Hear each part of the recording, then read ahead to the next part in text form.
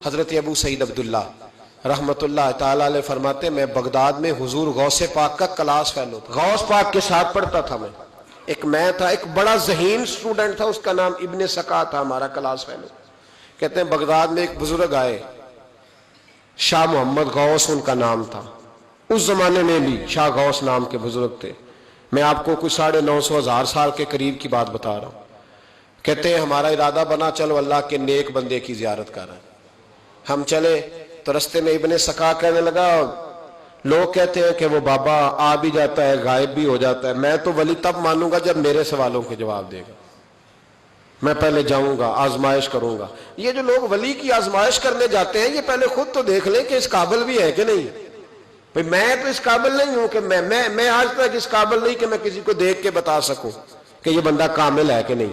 لیکن آزمائش کرنے چلے جاتے ہیں پہلے دیکھوں گا پھر جا کے کچھ کروں گا، تو اتنی پوزیشن ہے کہاں سے وہ نظر لاؤ گے؟ ولی را ولی می شناخت، شیخ سعدی کہتے ہیں ولی کو جاننے کے لیے تو کسی ولی کی ضرورت ہے، وہ بنائے بتائے گا کہ ولی، بھائی کاریگر ہی بتائے گا نا بندہ کاریگر ہے کہ نہیں، کہ اناڑی نے بتانا ہے، یہاں اناڑی کہہ رہا ہے نہیں یہ نہیں دی ولی، تجھے کیسے پتا چلا؟ فرماتے وہ ابن سکا کہنے لگا پہلے دیکھوں گا، اگر میری سمجھ میں، بابے نے میرے سوال کا جواب ہی نہیں دینا، تو ابو سعید عبداللہ کہتے ہیں میں نے کہا ابن سکا نہیں یار اس طرح نہ کیا ہے، سوال تو بابا جواب دے ہی دے گا، لیکن میرا ارادہ یہ ہے کہ ایک دو سوال پوچھوں گا پھر پتہ چلے گا کہ بابا کس قابل ہے۔ کہتے ہیں ہم دونوں باتیں کرتے رہے، حضور عبد القادر جیلانی اسٹوڈنٹ تھے اس زمانے میں، چپ رہے۔ ہم نے کہا کہ آپ کیا کریں گے؟ کہنے لگے میں نے نہیں سوال کرنا،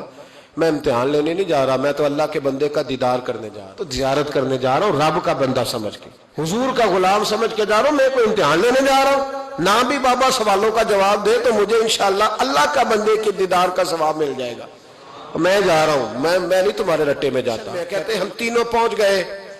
جب ہم اندر گئے تو بابا جی اپنی نشست پہ کوئی نہیں تھے، وہ چل کے نہیں آئے، اچانک ہم نے آنکھ جھپکی تو بابا جی ہمارے سامنے موجود تھے، سلام لی تو وہ تو جلال میں آ گئے، کہنے لگے ابن سکا تو کہتا تھا کہ بابا کو سوالوں کا جواب نہیں آئے گا، جا میں تیرے اندر کفر کی بو محسوس کر رہا ہوں۔ دیکھیں بزرگوں کے محت، یہ نہیں کہا تو کافر ہو گیا، فتویٰ نہیں جڑا، کفر کی بو آتی ہے تیرے اندر سے، اور کابو سعید تو کہتا تھا پہلے آزماؤں گا، جا تو بھی دنیا دار ہو جائے گا۔ اور پھر کہتے ہیں عبد القادر جیلانی کی طرف نظر اٹھی، وہ پیار سے گئے تھے تو بابا جی کا جلال ہم نے ان کی طرف دیکھا تو بابا جی کو پیار آنے لگ گیا، اٹھ کے حضرت عبد القادر جیلانی کے پاس گئے، ماتھا چوما، کہنے لگے بیٹے میں تو دنیا سے چلا جاؤں گا پر اس بغداد میں ایک وہ وقت بھی آئے گا جب تو منبر پہ بیٹھ کے اعلان کرے گا کہ ولی وہ بنے گا جس کی گردن پر میرا قدم آئے گا، تو نے یہ پیار کیا میرے ساتھ؟ فرمایا بیٹا میں جب تک رہوں گا تیرے لیے دعا کروں گا۔ حضرت ابو سعید عبداللہ کے پھر ایک وقت آیا کہ ابن سکا بہت بڑا عالم بن گیا، پر علم پڑھے دا مان نہ کریے، مت تاکھی میں پڑھیا، او جبار کہار صداوے، متے روڑ دیویں دودھ کڑیا۔ کہنے لگے پھر وہ وقت بھی آیا کہ روم کے عیسائی بادشاہ کے دربار میں ملازم ہو گیا، وہاں کچھ لکھنے پڑھنے کی ڈیوٹی اسے مل گئی اور بڑی ڈنگے مارنے لگا کہ میں روم کے بادشاہ کا وزیر بن گیا ہوں۔ پھر ایک وقت وہ آیا کہ روم کے عیسائی بادشاہ کی لڑکی پر عاشق ہو گیا، کہنے لگا میرا نکاح کر دو، تو بادشاہ کہنے لگا تو عیسائی ہو جا میں کر دوں گا، کہنے لگے پھر وہ عیسائی ہوا۔ پھر ہم نے اس کی وہ حالت دیکھی کہ اس کے منہ میں کیڑے جاتے تھے،